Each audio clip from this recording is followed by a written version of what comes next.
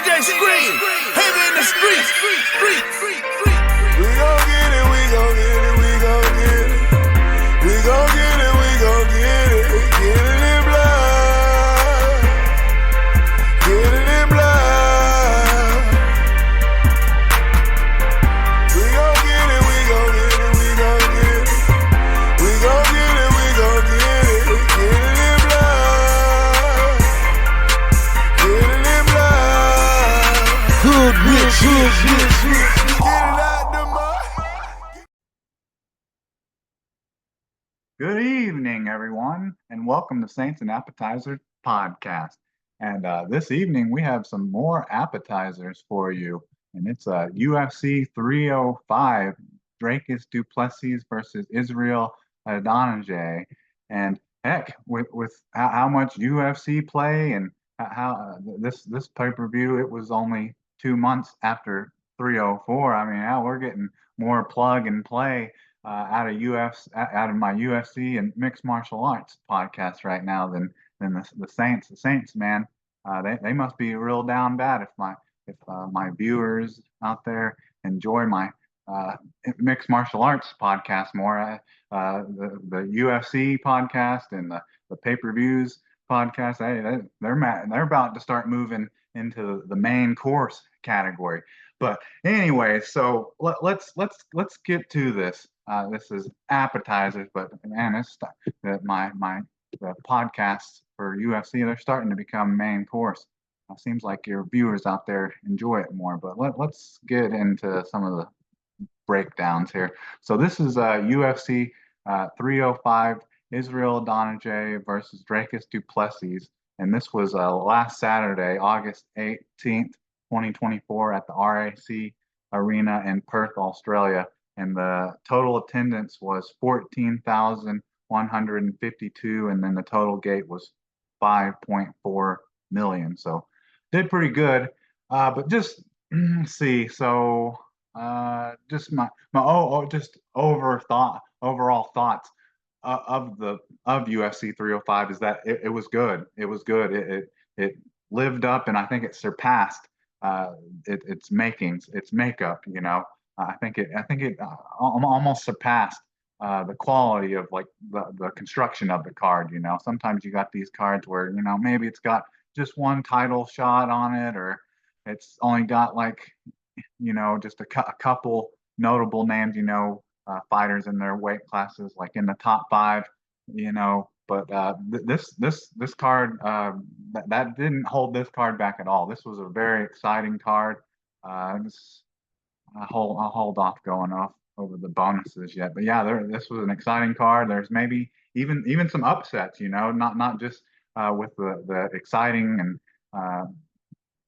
exciting finishes. There were some finishes on the main card, and then there was, you know, maybe people might have considered a couple of these wins and as upsets. So that's what made this card so exciting, because it had big time wins, crazy finishes, and even some upsets on it. But let's get into it. Let's get into it. I have to maybe do an honorable mention about some of the prelim cards, because there's something that it's kind of funny, kind of interesting that happened on the main event of the prelims, the main event of the prelim card. But let's get into it. We're talking. We're just rambling. So anyways, can I get a menu? So first thing is the preliminary card.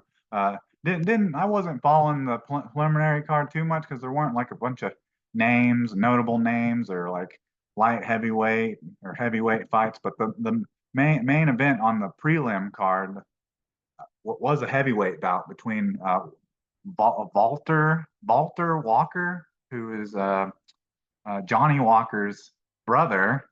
Okay, which I didn't know he had a brother. I just didn't know he had a brother that fought in the UFC. And then Junior Taffa, who is Justin Taffa's brother, who he's not as high ranked. I think Justin Taffa's somewhere, he's like a top 20, top 15 heavyweight. So neither of these guys are ranked kind of where Johnny Walker and Justin Taffa is. But anyway, so these guys fought, and I didn't know they had brothers, or they were the younger brothers, I guess.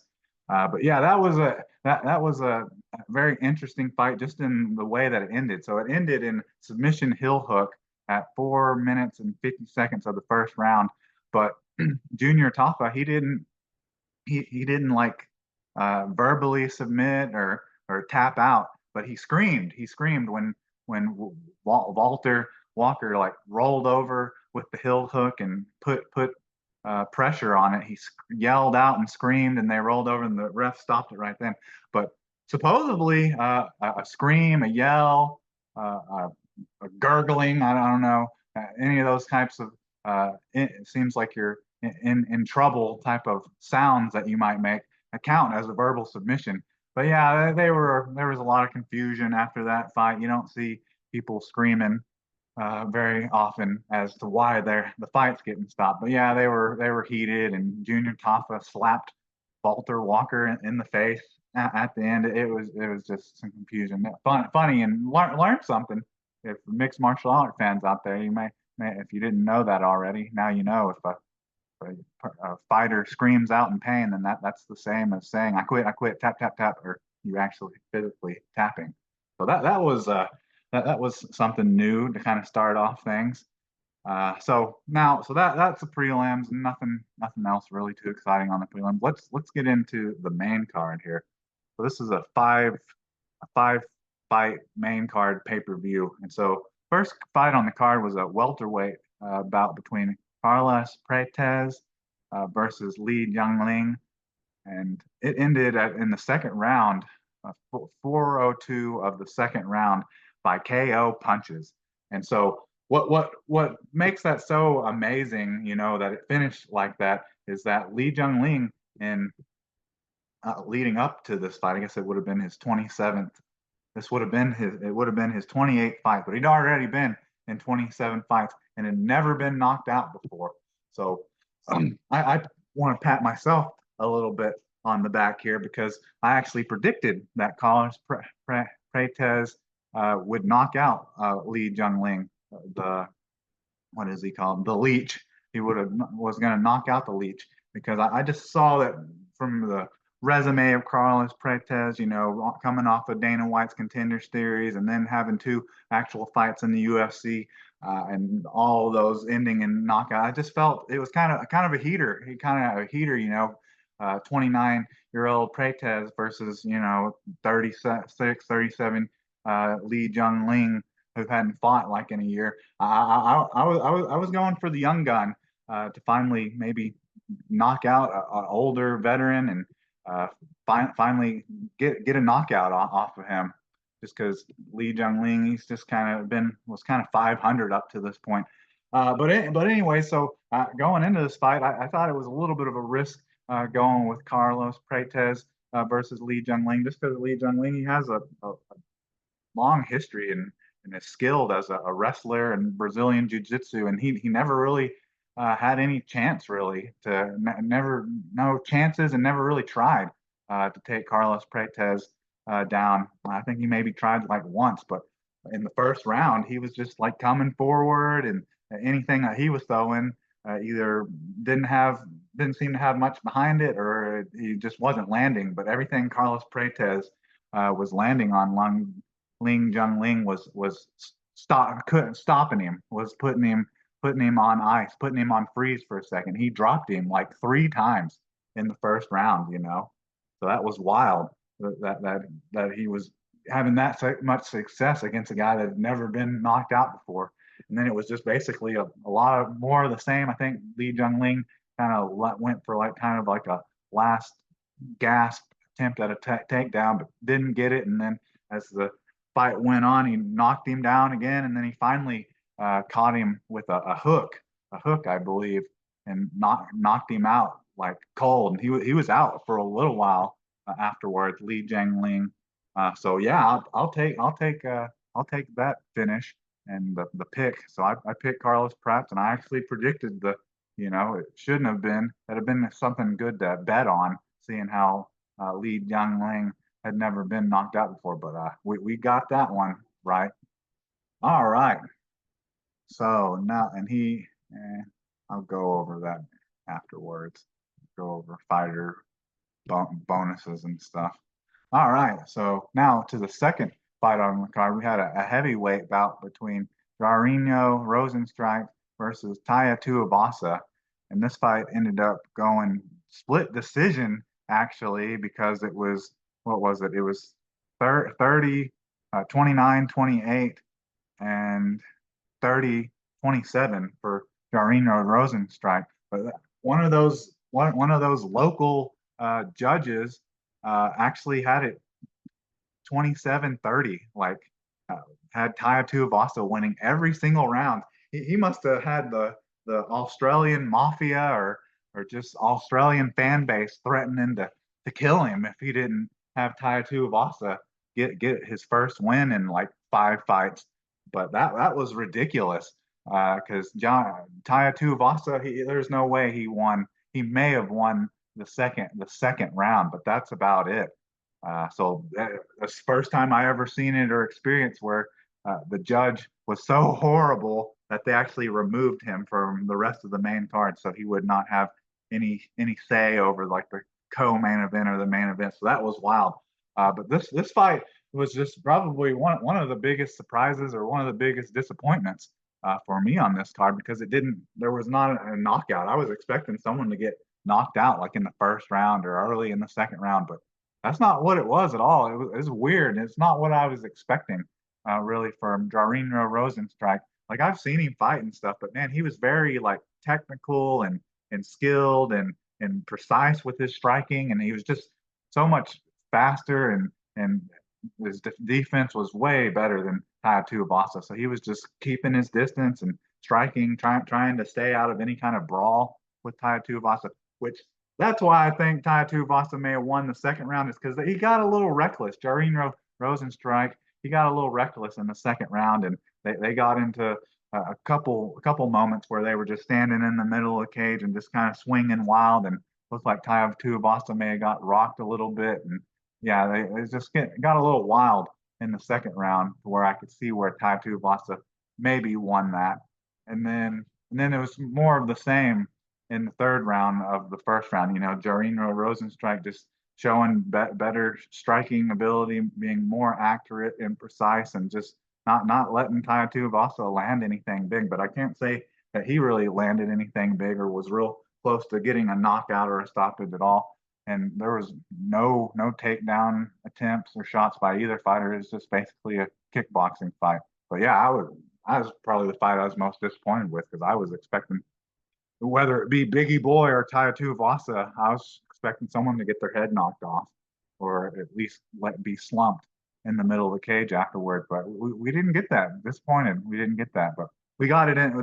The card started out great. Was the pay-per-view had a great start with the Carlos Paytez and the Lee Jung Ling. He's just kept coming forward on Lee Jung Ling like a damn zombie until he finally caught him with a good hook and put him out for a while. All right, uh, so I'm 2-0, 2-2, 2-0 on the main card so far. Didn't get the exact prediction right on the second fight though. So let's get into this third fight here. So third fight on the card is a lightweight bout between Dan Hooker versus Mateus Gamrot. So leading into this fight, I was just having to do a little bit of like um, doing some research, on Dan Hooker, like what's the deal with him uh, being completely like clean of like no tattoos or anything to then just like his next fight. I'm trying to see like how far from when I saw him last. I see. So would have seen him like back, I guess on July 8th, 2023. Okay, so that's 2023. So that's a little more than a year ago when last saw him. He didn't have like he's literally covered in tattoos. He's looking like Cody Garbrandt over here now with all the tattoos, which he didn't have any before. So that was the main confusion. I was confused with Dan Hooker and the commentators coming into the thing said like Dan Hooker said he unlocked tattoos to be able to for his fighter profile. He was able to unlock tattoos, I guess, which makes him a better fighter, I guess. But so yeah, that was the main thing I was confused with Dan Hooker looking like a completely different person. Must have went through some type of midlife crisis there or something to go, what, 33 years of your life and then decide I want to be covered in tats. Maybe he thought it was a promotional move. But so in this bout, anyway, to get back to the fight here, Dan Hooker versus Mateus Gamrot ended up going split decision, let's see, so 29-28, 29-28 for Dan Hooker. And then one judge actually did have it 28-29. So I picked this fight. I picked Mateus Gamrot to win this. I thought he was going to win this probably by decision. Just with what he looked like and what he was trying to do in this fight looked a lot like the light heavyweight version of Bilal Muhammad, kind of. But Dan Hooker, he did a great job. I was expecting Mateus Gamrot to come in and just be pushed up against him all the time, or having him on the ground and holding him down the whole fight. But he wasn't able to do that.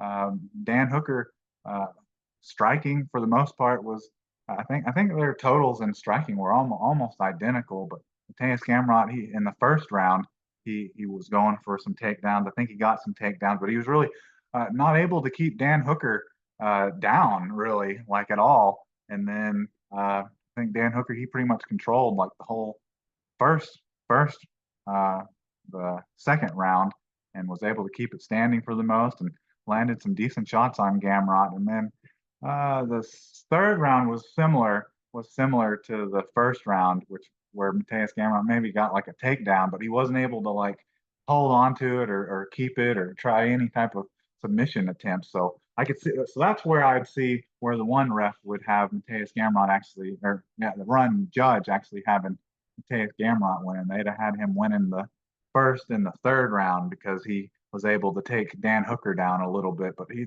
just never was able to really hold him down or cause any damage from those shots. I'm trying to think if this was the fight. I think this was I may be thinking of a different fight. I want to say it was this fight where the judges were acting like really hard, like pushing the commentators. They were really pushing that. They were thinking that Mateus Gamrot was gonna win, like as if he was up at least 1-2-0 or 1-1, and they were thinking he was winning the third round. But the reason I gave the third round to Dan Hooker is because in some scramble, either a knee or an elbow, he landed on Mateus Gamrot and actually like busted him open. So he caused damage. That's what won the third round for Dan Hooker, is the damage he caused, because besides that, there was nothing really, not a whole lot didn't happen in the third round. So I didn't get this one right. I got the method for either one as a decision. I thought the fight was going to go to decision because I respect Dan Hooker and Mateus Gamrot as being tough fighters. But this Mateus Gamrot, he came up short in a fight that probably would probably have been one that would help lead to a championship, a title shot. But I'd say that was a bit of a setback. Not the most impressive performance by him, but very impressive by Dan Hooker. Being able to keep him off, stop his shots, and being able to get back up when he was taken down. All right, so now then on to the co-main event. We have Kai Kara-France versus Steve Erceg. And so that fight ended at TKO punches at 4:04 of the first round. And I guess I need to show more respect to Kai Kara-France. I wasn't thinking there was that huge of a gap in between Steve Erceg and Kai Kara-France's striking ability, but obviously they were. Kai Kara-France just looked completely on another level. Just got overwhelmed by by Car France with his striking, and it was able to finally put him out towards the end of the round. He never really even tried to take down or anything. I mean, I guess my main reason for taking Steve Ursig is that he's been more active in in the last couple of years. He's had more than just like one fight per year, which Car France coming back from injuries and just not being overly active and having lost like his last two fights. But yeah, he came back and he looked good. He looked good against Steve Ursig, and he's probably asking for a title shot now, other than Steve Ursig, just because he hasn't been as active and has just got the one win. I would say he probably has to get another. Car France will have to get another fight, another win, to get a title shot. But yeah, I liked him being like a Kiwi. Where is he? He's from Australia or something too, isn't he? Yeah, New Zealand, Auckland, New Zealand, a Kiwi, and I liked his like um, shrunken head celebration afterwards. He was like, I like that stuff. I thought that was pretty cool. But yeah, I just hadn't seen Car France in a year, so he had to make me had to make me remember.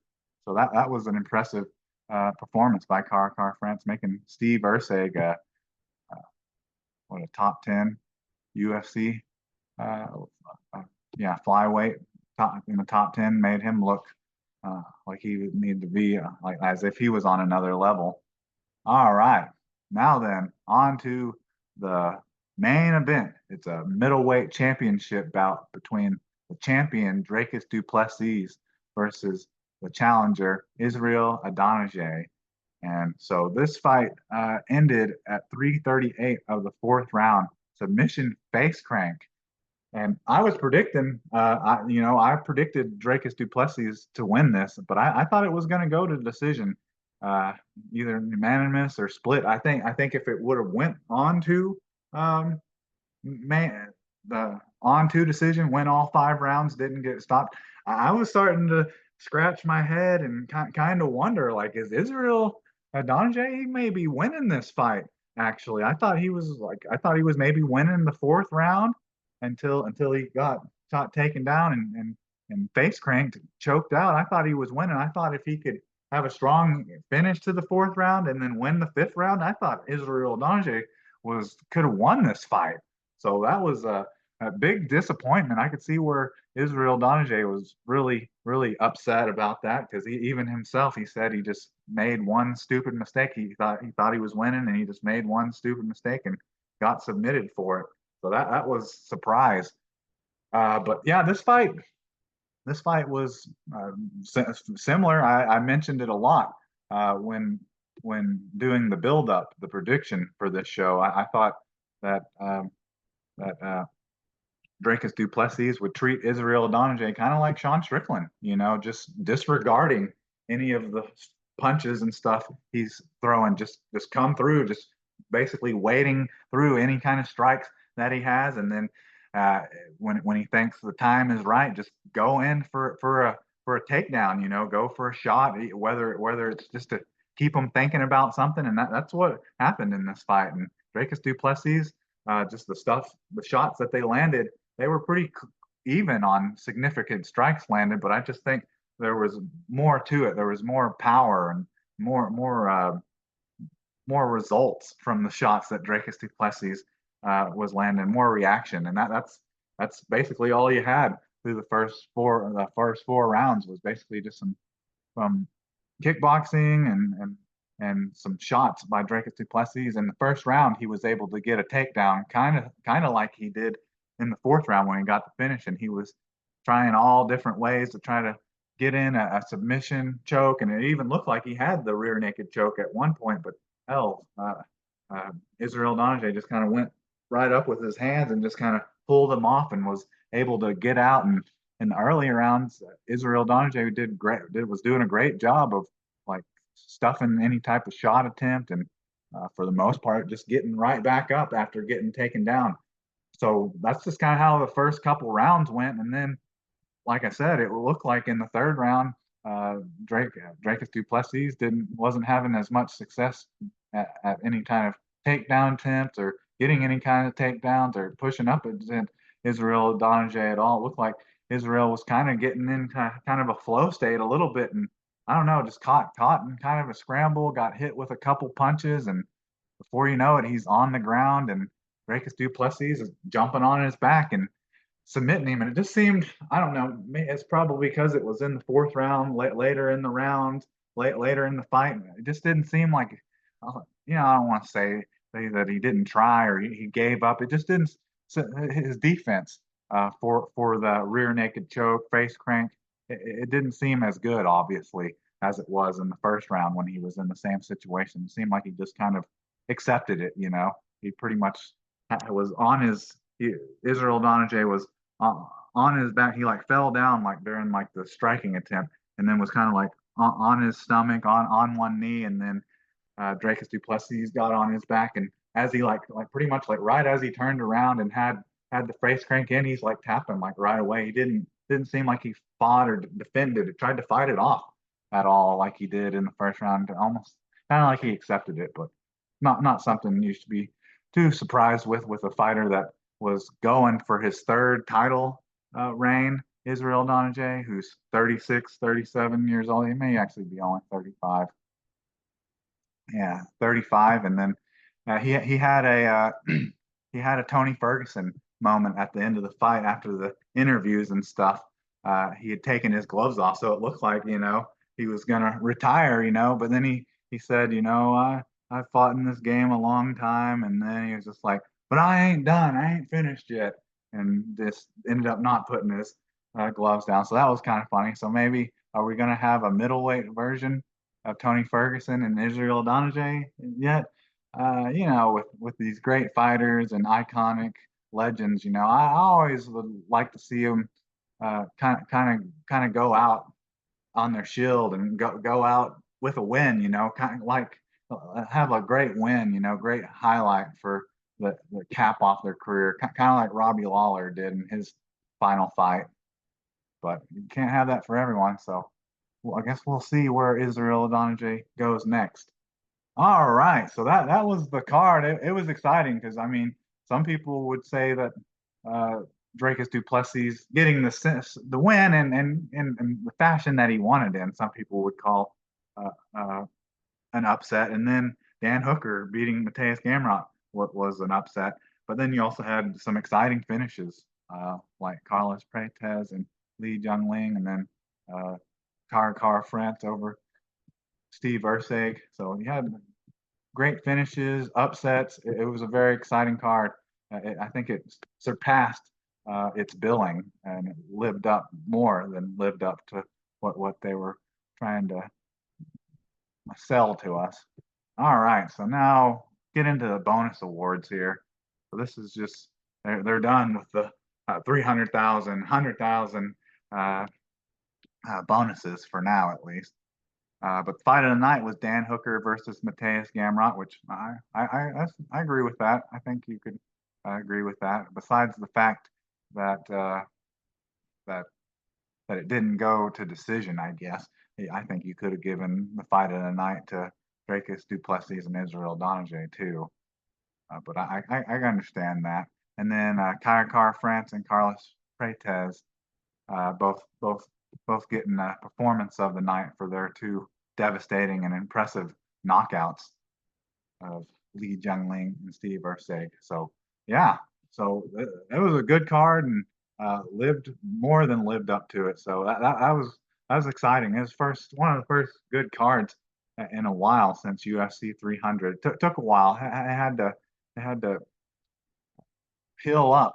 I had to regenerate a little bit of their their options for fight cards and whatnot. But I guess I'm ready for it. I guess I'm ready now for what is it? We're going on to UFC 306. Let's see looking at how far off. So this is the one that's in like the Mexican Dome or whatever, Noches.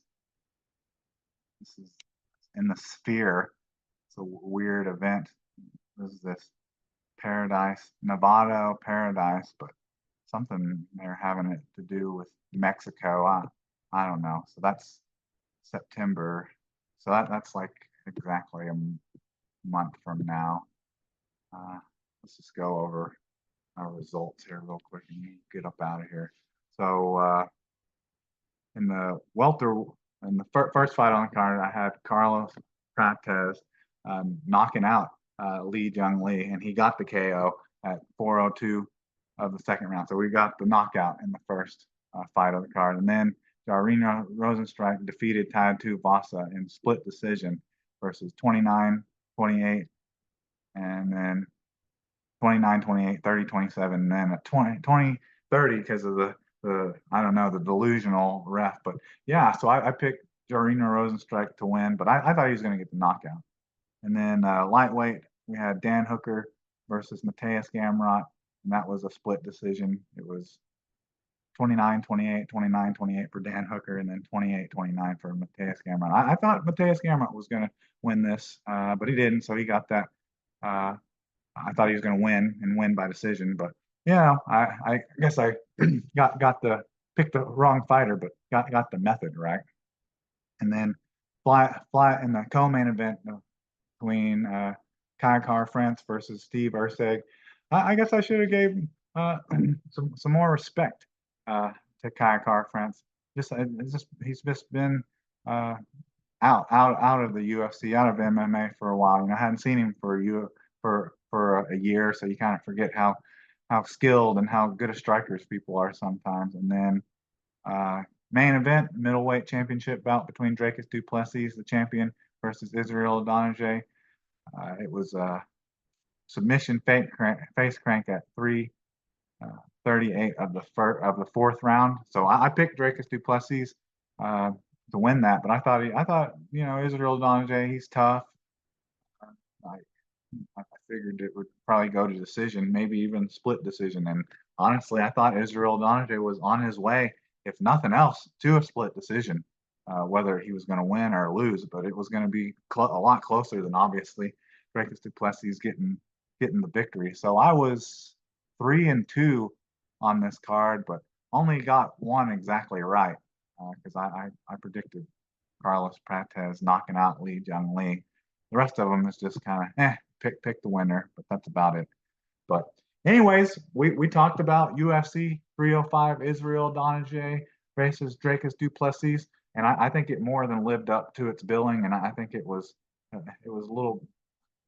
I was underestimating it a little bit. I was thinking, you have one or two fights go this way, or every fight on the card's a unanimous decision, and maybe just like one quick knockout could have been bad, but no, you didn't get that at all. You got some upsets, you got some wild finishes, so it was good. So I'm prepared. I'm ready now for UFC 306.